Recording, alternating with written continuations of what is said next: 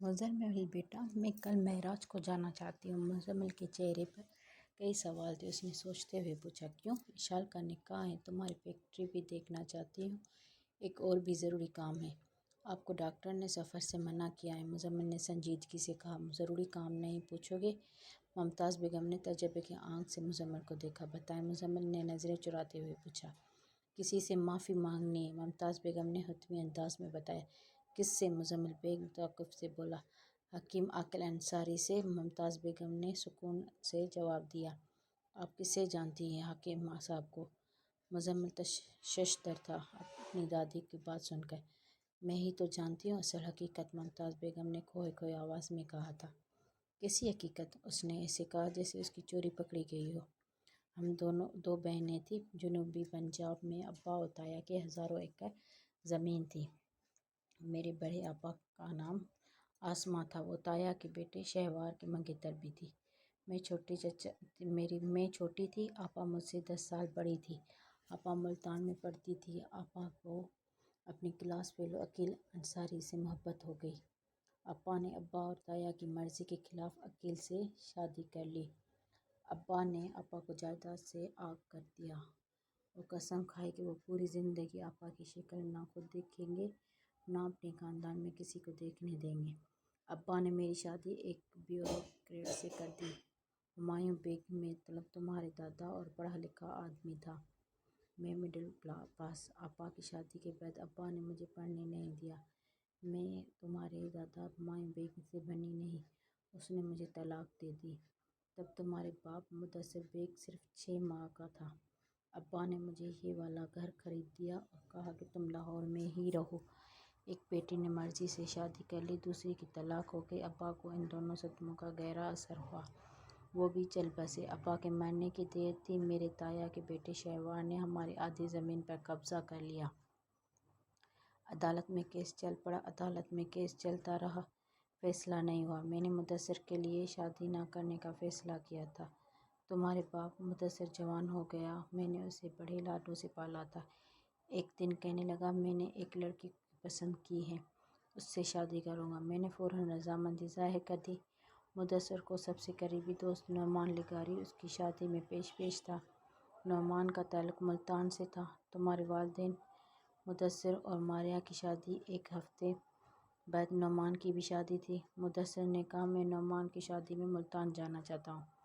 میں نے کہا، جاؤ بیٹا۔ تمہارے والدین ملتان چلے گئے۔ نعمان کی شادی کے 15 دن بعد مدثر نے نعمان اور اس کی بیوی کی دعوت کی تھی۔ نعمان کی بیوی کا نام نیلم تھا۔ تمہاری ماں ماریہ جتنی ماڈرن تھی، نیلم اتنی ہی سادہ تھی۔ نعمان لغاری کی نوکری بھی لاہور میں ہی تھی۔ چاروں روزانہ ملتے، گھنٹوں باتیں کرتے، سیر پہ جاتے، باہر کھانا کھاتے۔ میں نے مدثر اور ماریہ کو کبھی منع نہیں کیا تھا۔ نعمان کے گھر والے ملتان میں تھے، اسے روکنے والا یہاں کوئی نہیں تھا۔ ایک دن نیلم نے باتوں باتوں میں اپنی ماں کا ذکر کیا، تب مجھے پتہ چلا تھا وہ آسماں کی بیٹی ہے۔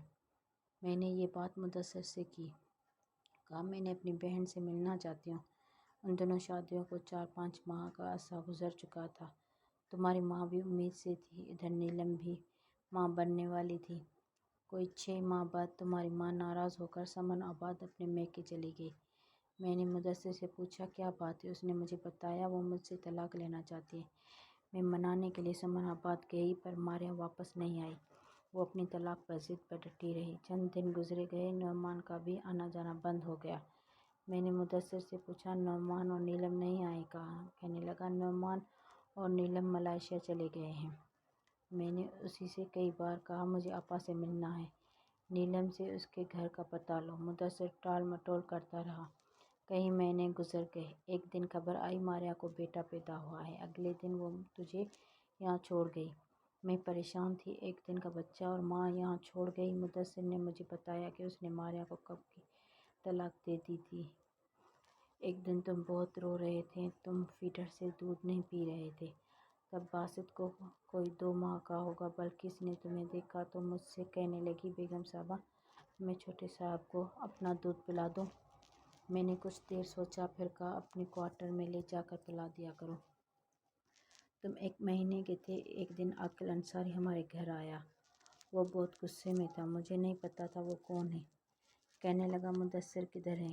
میں نے پوچھا کیا بات ہے؟ کہنے لگا وہ میری بہن کو بھگا کر لے آیا ہے۔ میں نے پوچھا کون ہے تمہاری بہن؟ اس نے بتایا نیلم میری بہن ہے، مدثر اسے لے کر بھاگ گیا ہے۔ 1.5 ماہ کے اشال کو چھوڑ کر نیلم مدثر کے ساتھ بھاگ گئی۔ چند دن بعد ایک اور خبر سننے کو ملی کہ نعمان نے سمن آباد ماریہ کے گھر پر اس سے نکاح کر لیا ہے۔ آپا کو محلے کی کسی عورت نے طعنہ دیا کہ تو وہ بھی بھاگ کر آئی تھی، اس لیے تیری بیٹی بھی بھاگ گئی ہے۔ آپا یہ برداشت نہ کر پائی اور چل بسی۔ حکیم عاقل انصاری تب ماسٹر عاقل انصاری تھا، جو کہ ماسٹر محمود کا جگری دوست تھا۔ ماسٹر محمود نے مشورہ دیا کہ تم میرے گاؤں آ جاؤ۔ عاقل اور عروسہ بھی ملتان میں لوگوں کے طنزیہ باتوں سے تنگ آ گئے تھے۔ عاقل نے ملتان سے اپنا سب کچھ بیچ دیا اور ماسٹر محمود کے پاس آ گیا۔ معراج میں سب یہی جانتے تھے کہ اشال اور عاقل عروسہ کی بیٹی ہے، ان کی خود کی اولاد نہیں تھی۔ انہوں نے اشال کو بیٹی سے بڑھ کر پیار دیا۔ تم 8 سال کے ہو گئے، ہماری عدالت میں تاریخ تھی، اسی دن زمین کا فیصلہ بھی میرے حق میں ہو گیا۔ شہوار نے کیس ہارنے کے بعد عدالت کے احاطے سے باہر مجھ پر فائرنگ کروا دی۔ میرا گارڈ زخمی ہوا۔ اگر باسط کو باب بدر حسین میرے حصے کی گولی اپنے سینے پر نہ کھاتا تو آج قبر میں اس کی جگہ میں سو رہی ہوتی۔ بدر حسین اور بلقیس کے بڑے احسان ہیں مجھ پر۔ ممتاز بیگم کے آنسو گالوں پر گر رہے تھے۔ مزمل نے دیکھا تو دادی کے گلے لگ گیا اور انہیں دلاسا دیا۔ دادو آپ معراج کو ضرور جائیں، پر آپ حکیم صاحب سے معافی نہیں مانگے۔ مدثر بیگ کے گناہوں کی آپ کیوں معافی مانگتی ہیں؟ مزمل نے روندھی ہوئی آواز کے ساتھ کہا۔ مجھے مدثر پر سب سے زیادہ گلہ اس بات کا ہے، اسے نیلم کو بھگا کر نہیں لے جانا چاہیے تھا۔ مجھ سے کہتا میں آپا سے ہاتھ جوڑ کر رشتہ مانگ لیتی۔ ممتاز بیگم نے اپنے آنسو صاف کرتے ہوئے کہا۔ ایک بوجھ ہی ہے دل پر، سوچتا ہوں اشال کو بتا دوں۔ حکیم صاحب احساس ندامت سے عروسہ سے مخاطب تھے۔ کیسا بوجھ؟ عروسہ نے فکر مندی سے پوچھا۔ جن دنوں نعمان نے نیلم کو گھر سے نکال کر ملتان بھیج دیا تھا۔ ایک دن نیلم نے جھجکتے مجھ سے کہا بھائی آپ سے ایک بات کرنی ہے۔ میں نے کہا بولو۔ کہنے لگی آپ کو پتہ ہے نعمان نے مجھے گھر سے کیوں نکالا؟ میں نے کہا بتاؤ۔ نیلم کہنے لگی وہ اپنے دوست مدثر بیگ کی بیوی سے شادی کرنا چاہتا ہے۔ مدثر بیگ نے ماریہ کو طلاق دے دی ہے اور نعمان نے مجھے بھی طلاق کے ساتھ ہی یہاں بھیجا ہے۔ تمہیں طلاق ہو گئی ہے؟ میرے پیروں کے نیچے سے زمین نکل گئی۔ یہ سن کر نیلم کہنے لگی بھائی آپ گھبرائیں نہیں، میں آپ پر بوجھ نہیں بنوں گی، صرف بچے کی پیدائش تک میں یہاں ہوں، اس کے بعد میں مدثر سے نکاح کر لوں گی۔ مدثر کیوں کرے گا تم سے نکاح؟ وہ مجھے پسند کرتا ہے اور میں بھی۔ نیلم کی یہ بات سن کر مجھے بہت غصہ آیا، اتنا اس کے طلاق کی خبر سن کر بھی نہیں آیا تھا۔ پھر نیلم نے مجھے بتایا مدثر کوئی غیر نہیں ہماری خالہ ممتاز کا بیٹا ہے۔ یہ بات سن کر میں آپ ہی سے باہر ہو گیا۔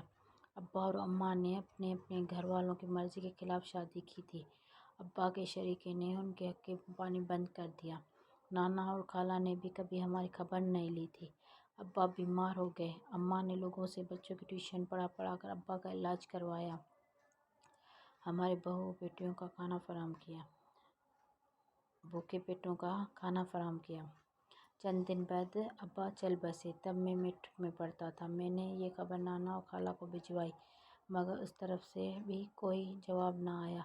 ابا کے خاندان والوں نے بھی ان کے جنازے میں شرکت نہ کی۔ مجھے جتنی نفرت ابا کے خاندان سے تھی، اس سے کہیں زیادہ اماں کے گھر والوں سے بھی تھی۔ حکیم صاحب بات کرتے کرتے رک گئے، کمرے سے صحن میں گئے، وہاں کھڑے سے ایک پیالہ پانی پیا، پھر آ کر کمرے میں عروسہ کے سامنے کرسی بیٹھ گئی۔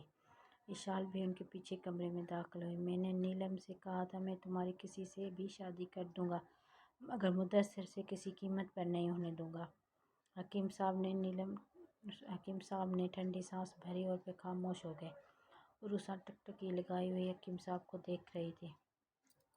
اشال بھی خاموشی سے دیوار کے ساتھ ٹیک لگائے کھڑی تھی۔ ہم جتنی مرضی مذہبی بن جائیں، عورت کو اس کا حق نہیں دیتے۔ اپنی پسند سے شادی کرنا ہر عورت کا شرعی حق ہے۔ حق دینا تو دور کی بات ہے، ہم نے تو پوچھنا بھی گوارا نہیں کرتے۔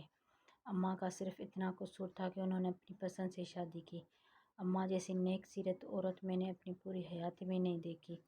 نیلم نے کچھ غلطیاں ضرور کی تھیں، آخر میں وہ بھی شادی ہی کرنا چاہتی تھی۔ میں اس وقت مان جاتا تو اشال اور مزمل کو ماں باپ کا پیار مل جاتا۔ عروسہ بیگم نے مجھ سے کئی بار پوچھا، اشال کے کہنے پر آپ نے حارث کے حق میں فیصلہ کیوں دے دیا؟ پسند سے شادی کرنے کا اشال کو حق تھا، میں تو صرف اس کا حق دیا ہے اسے۔ حکیم صاحب اس بات سے انجان تھے کہ اشال اس کے پیچھے ہی کھڑی تھی۔ پتہ ہے آج مجھ سے کہنے لگی، ابا میں اپنے ایک سہیلی کو نکاح پہ بلانا چاہتی ہوں۔ میں نے کہا بھابھی مریم کو میں نے کہہ دیا ہے۔ بولی میں ماں کی بات نہیں کر رہی، دادی ممتاز وہ ہیں میری سہیلی، آپ نے مجھے ماڈل ٹاؤن بھیجا تھا، آپ ہی کے کہنے پہ میں نے ان سے بات کی، پھر وہ میری سہیلی بن گئی۔ اب سوچ رہا ہوں خالہ کی ممتاز کا کیسے سامنا کروں گا۔ اشال آگے بڑھی اور کرسی کے پیچھے ہی سے حکیم صاحب سے لپٹ گئی اور کہنے لگی، ابا میں نے بھی اپنی پوری زندگی میں آپ سے اچھا شخص نہیں دیکھا۔ آپ دونوں میرے لیے پیرنٹس سے بڑھ کر ہیں۔ ایک ریکویسٹ ہے آپ سے، آپ دادی ممتاز سے ماضی کی کوئی بات ڈسکس نہ کریں، بس ان سے ملنا شروع کر دیں۔ حکیم صاحب نے اسے کلائی سے پکڑا اور اپنے سامنے عروسہ کے پلنگ پر اس کے قدموں میں بٹھا لیا۔